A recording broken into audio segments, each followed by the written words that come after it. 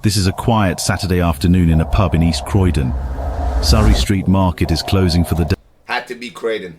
Sorry to say it, but it had to be Croydon. Croydon's known to be a mad place. It's like a decaf for madhouse people or something. Like, I don't know, man. Locals are drifting in for a drink. Nothing feels unusual. 3 men walk inside. What? Nothing feels unusual. For a drink. This guy's coming running. Why is he running? Nothing feels unusual. He comes. No, he's not running after him. 3 men walk inside. And the way They the are third calm. man barged in. They are relaxed. Relaxed, my brother. That's this Today, look relaxed. Locals are drifting in for a drink. Hey, people look Nothing running. feels unusual. 3 men walk inside. They are calm. They are relaxed. You know what? Sorry, I'm reading too much into things. Because I'm seeing them already as the criminals. I'm thinking that, nah, they're running. They're there to go rob the place or something. You know what, guys? These men are just finished work and they're going for a pint. Bro, sorry. I'm overthinking. They're going for a pint, man. Of course they're running. They just finished work. They show no signs of distress or urgency. They don't run. They don't separate. They don't behave as if anything is wrong. Moments earlier, these same men were involved in a heinous crime in a street nearby, leaving a man fatally injured. This is the story of what happened on a normal summer evening in London. Wait. Well, that's the guy there, yeah? These same men were involved. This is the... Oh, that's the first man that walked in, and that's the third man that walked in. So they've preed each other here. These two are definitely looking at each other. 100%. He's looking like maybe he's trying to reach for something. Story of what happened on a normal summer evening in London. Oh no, he's just looking down the road. Oh no, it was nothing. It was nothing. And how what came after the violence proved even more shocking.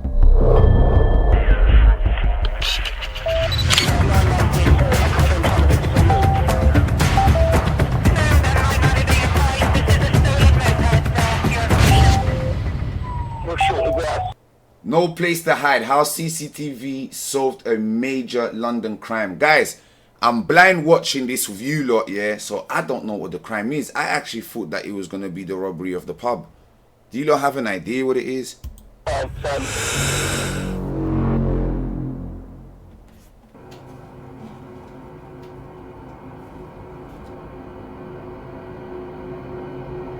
Okay. To understand why that footage would later matter so much, we need to rewind. Shortly before 6 o'clock on Friday, the 12th of April 2024, Ricard Siafa leaves a flat accessed via Fellmonger's Yard, an alleyway just off Surrey Street in Croydon. He is 22 years old and is on his way to meet his girlfriend. I can't believe. No wonder Croydon's a mad place. They still got Icelands and them things there, blood. Market streets and them thing there, blood. Of course it's a mad place. As he reaches the junction with Surrey Street, CCTV shows him hesitate. He sees something. He turns. Shows him. As he reaches the junction with Surrey Street, CCTV shows him hesitate. He sees something. He's drawing for something. Who's he though? Is it the same guy that was just on camera? He turns. Oh shit! It's going off. He runs back into the passageway he has just left. Watch it. They 3 men immediately give quick chase. as well, you know. As they reach the entrance to the alley, CCTV shows 2 of the defendants reaching towards their waistbands. They drawed for their things quick. Why for that? But I was about to say they pulled out quick. Oh my days. Why for that? Listen, they're doing their thing. Knives are drawn as the pursuit begins. What happens next takes place largely out of view of the cameras. Who's this guy? Why is he running? That absence matters because this case would never rely on graphic imagery, but on what can be reliably inferred from movement, timing, and corroboration. Fellmonger's yard is narrow and enclosed. Once inside, escape options are limited. Within seconds, Ricard Siafa is attacked. He suffers multiple stab wounds. The assault lasts less than a minute. When the three men re-emerge onto Surrey Street, they leave together. Ricard Siafa is left inside the alley, critically injured. The three men re-emerge onto Surrey Street. They leave together. The guy with the bag was the first to leave. Ricard Siafa is left inside the alley, critically injured. Look at the people them just there watching. Look, 1, 2, 3, 4, 5, 6, 7, 8, 9, 10, 11, 12, 13, 14, 15, 16, 17, 18, 19 people, and you as well. I'll count you. Let's just put 20 people there watching. You see you there, I see you there, Wally. 21 people, 22, 23, 24, 25 people just watching. I swear to God, I think my man's over there laying on the floor right now, because by the looks of it, I think he just got, yeah. Hands on hips. This guy's just carrying on like putting away his stool. He's done for the day. When people imagine what happens after a killing, they usually imagine panic.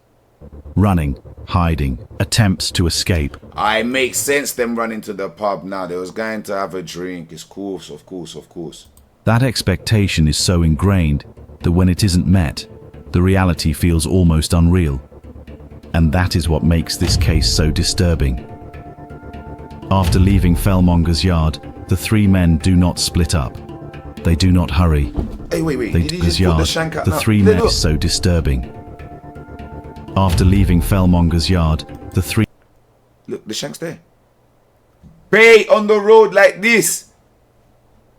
And you just got the yank out. Look. This case so disturbing.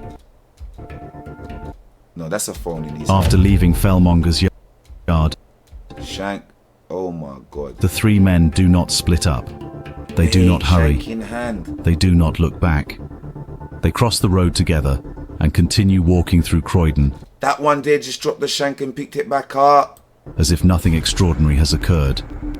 Minutes later, they enter a pub. The footage shows a quiet, ordinary atmosphere. Other customers. A normal Saturday afternoon. There is no visible agitation, no sign of fear, no indication that they believe they are at risk. For many people watching this footage, the reaction is immediate and visceral. How can someone do this?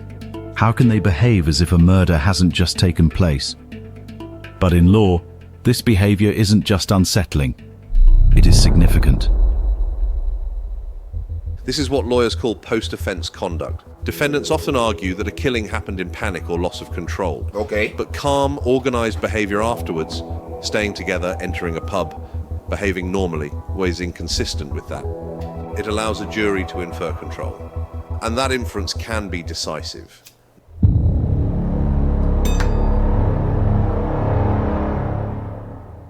What feels to many people like arrogance becomes evidence. Not of what happened in the alley, but of why it happened at all.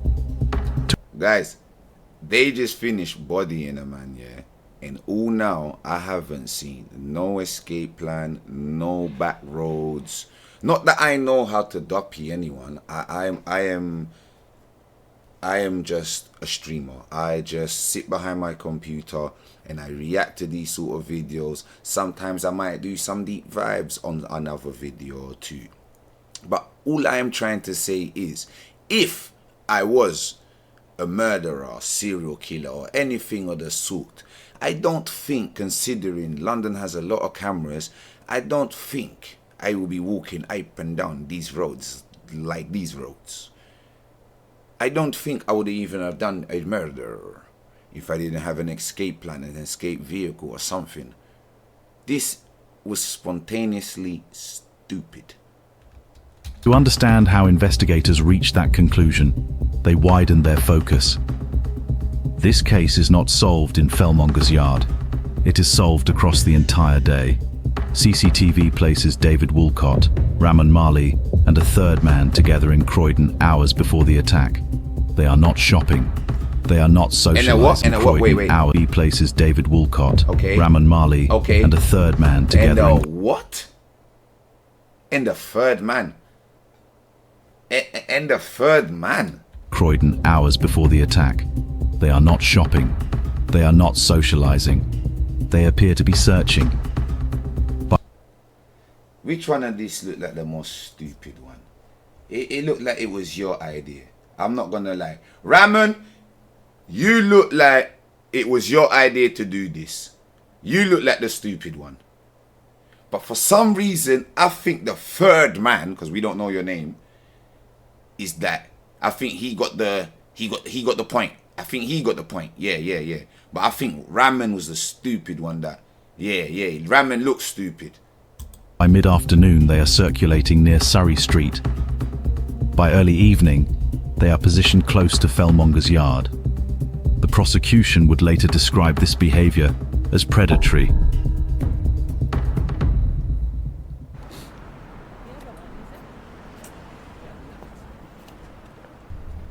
Fellmonger's yard itself became part of the evidence.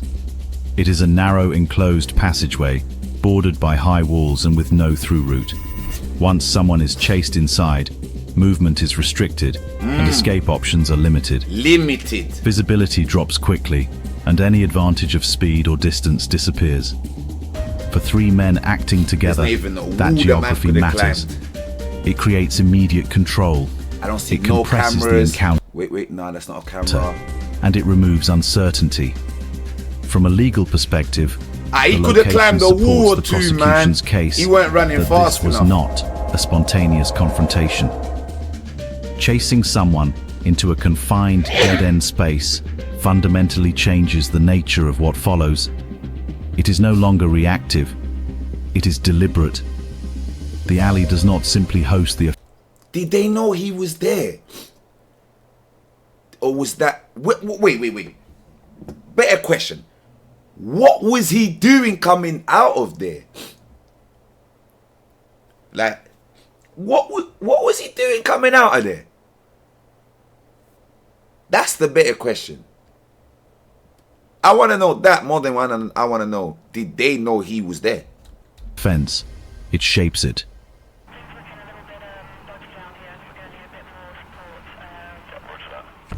Despite the efforts of bystanders and emergency services, Ricard Siafa cannot be saved. R.I.P. He is Ricard pronounced Siafa, dead man. shortly after 6:30. Hey, sorry to say this, but he looks a bit like Ben the Don. He looks a bit like Ben. I'm not even gonna do that. You know what? I'm not gonna do that. He looks a bit like Ben the Don. A murder investigation is declared. It is given a name, Operation Biscuit. From that moment, investigators anchor the case to a fixed point in time and place. Everything that came before and everything that followed is measured against it. Detectives begin not with names, but with movement.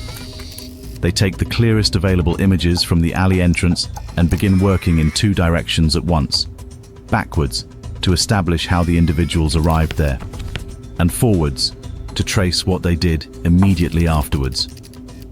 CCTV from local authority cameras is examined first. Enough From there, CCTV. officers widen the evidential net to include private business cameras, residential doorbell systems, transport footage, and any other source that captures movement through the area. Each camera provides only a fragment, a direction of travel, a timestamp, a brief appearance. But together, those fragments begin to form a continuous timeline.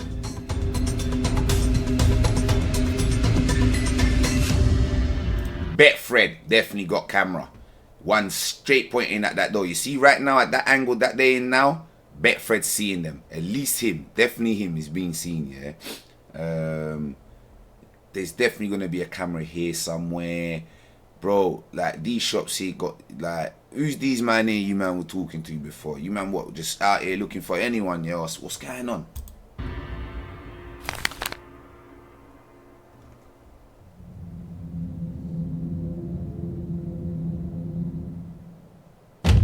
After leaving Fellmonger's yard, the three men remained together. They cross the street. They move through the town centre. They enter a pub. The behaviour remains calm and unremarkable. From there, the cameras continue to follow them. They leave the pub. They travel back toward residential addresses. They enter apartment buildings. At no Cameras. These man, hey man, you man should have went straight to the airport. I swear to God, point is there visible panic. No urgency. No attempt to seek help or alert authorities. Later. Wait, I take it back. He looks like the madman. Yeah, he looks like the madman. The footage resumes. The defendants are seen leaving again, but their appearance has changed.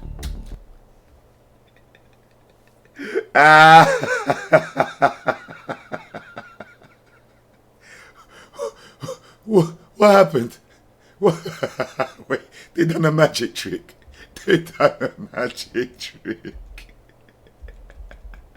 Or residential addresses. Hey, they enter apartment. Okay, so he walked in looking like that. Yeah, looking like a crackhead Neo. Not a crackhead Neo, a crackhead Trey Songz, yeah. Buildings. Right, At no so point is there Song visible panic. Yeah. No urgency. No attempt to seek help or alert Then Didier Drogba, yeah, come right behind him. Yeah, he's right behind him. I like Didier Drogba. Later, the footage resumes. The defendants are seen leaving again, but their appearance has changed. What, Didier Drogba? Bro, whose appearance changed? Man, like the cracker Chase Songs is looking the exact same. Didier Drogba just went and put a workman's jacket and a hat on to cover his dirty head. Clothing is... And now that guy wants to hide his face. Now he wants to hide his face. So you done a whole M, yeah, with your face wide open and everything. But now you want to hide your face. Guys, I'm not no murderer or anything, but I don't think they're going to get away with this, you know. I swear to God, I don't think they're going to get away with this one. Different. Outer layers have been removed. Items worn earlier are no longer visible. Oh my days, they ordered an Uber. They got an Uber. You have to pay with credit card on the Uber. That means that Uber is registered to someone. That means that someone might be one of you, if not a girl that you may have been calling when you was walking in, because I see you on your phone. That means that girl is now involved in this case, and she's definitely going to snitch on you, man. Oh my days. Dumb. Investigators treat these moments with particular care. Changing clothes after a serious offense is not, in itself, illegal.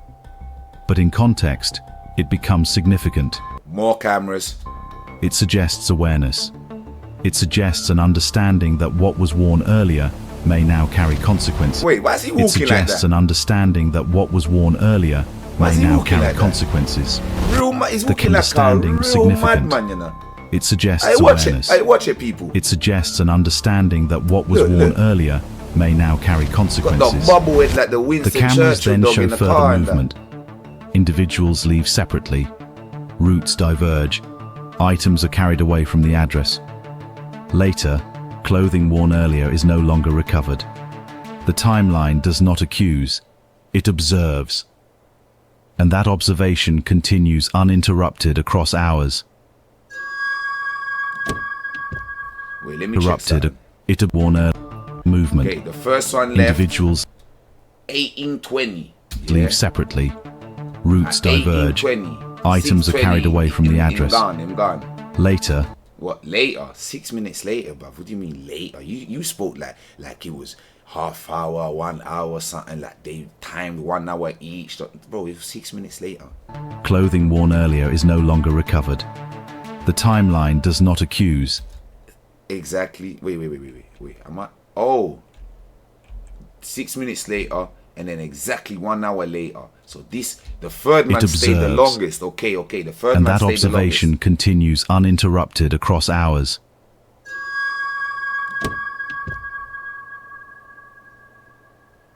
When lawyers talk about post-offence conduct, we're not looking for a single dramatic act. We're looking for patterns, changing clothes, discarding items, altering routine. None of these things prove guilt on their own. People behave differently under stress. The law recognizes that.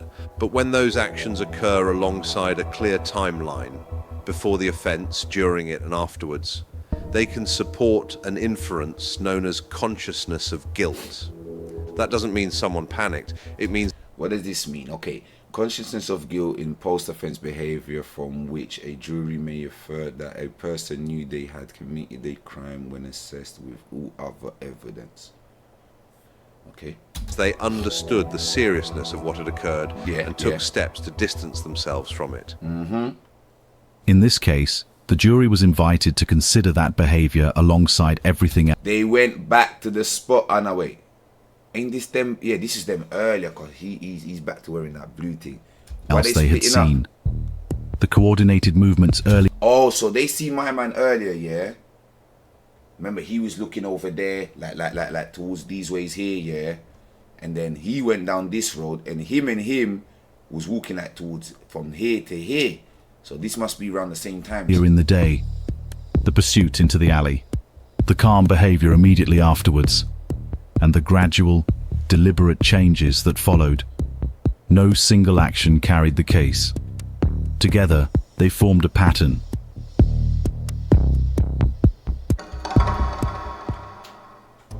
No camera captures the fatal moment inside Fellmonger's yard. The violence occurs out of view, but that absence does not create a gap in the evidence. Witnesses describe hearing shouting and movement. Emergency service records place responders at the scene within minutes. Pathology explains the injuries and cause of death. Those accounts align precisely with the timeline built from CCTV. What is missing visually is supplied contextually. The case does not rely on spectacle. It relies on inference. The jury's view. Guys, this is it. This is it. It's the moment I've been waiting The for. jury watches the footage. They see the defendants together before the attack, moving through Croydon with purpose. They see them converge on the attack. So, Crackhead Trey Songs went straight. Didier Dogbar went to the right. And the third man, which was... Now we ain't even gave him a name or nothing. The third man is just hands in pocket at all times. Even when he started giving chase, he had his hand in his pocket. He must not have a belt. Moving through Croydon with purpose.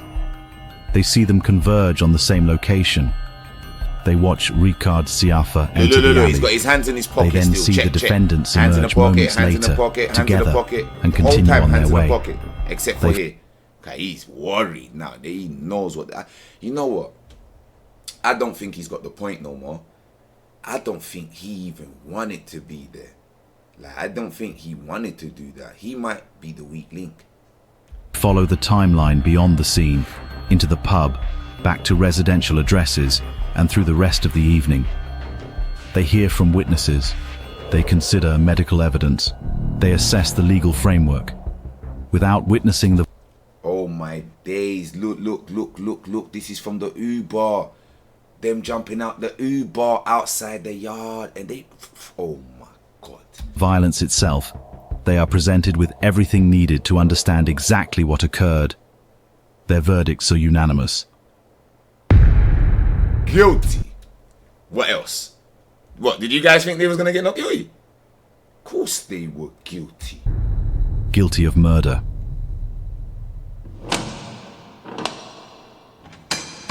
Let's laugh now with the sentencing. In English law, I don't murder wish carries a jail mandatory upon life no one, sentence. but let's The judge's laugh. role is to set the minimum term, the earliest point at which release can even be considered.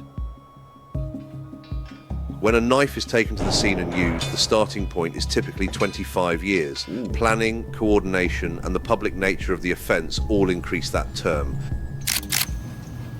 Both Guys, someone do a poll for me. Which one do you reckon is the stupid one? The one that came up with the plan? 'Cause I'm starting to think it's DDA Dogba now, you know. Nah, I'm not, I'm lying. I know it was you, Crackhead Trey Songs. I know it was you. defendants receive life sentences. David Walcott, minimum term of 27 years. Ramon Marley, minimum term of 27 years. Where's the third man?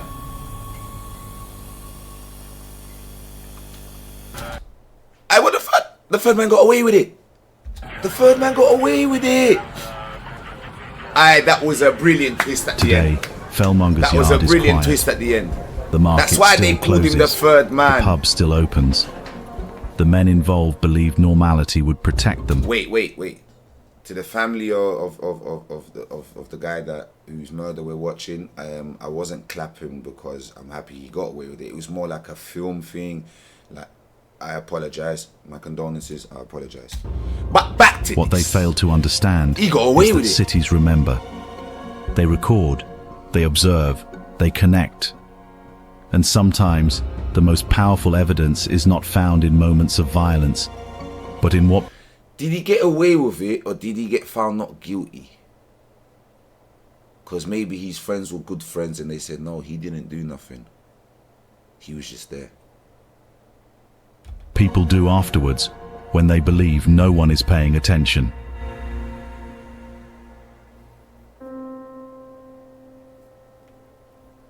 This case shows how serious crime in modern cities is often solved, not through spectacle, but through the sheer accumulation of evidence. Cameras, witnesses, data, and movement all combine to tell a story the law can test and a jury can trust. On this channel, we focus on how that process works and why it matters. If that interests you, subscribing to Original Sin helps us keep making these films properly. Thank you for watching. Understand the crime, understand the consequences. See you in the next one. Guys, that was good. That was good. Hey, listen, go subscribe to their channel, man. Original Sin. We're going to come back with another one. You already know it's been your boy Hunger. Nah.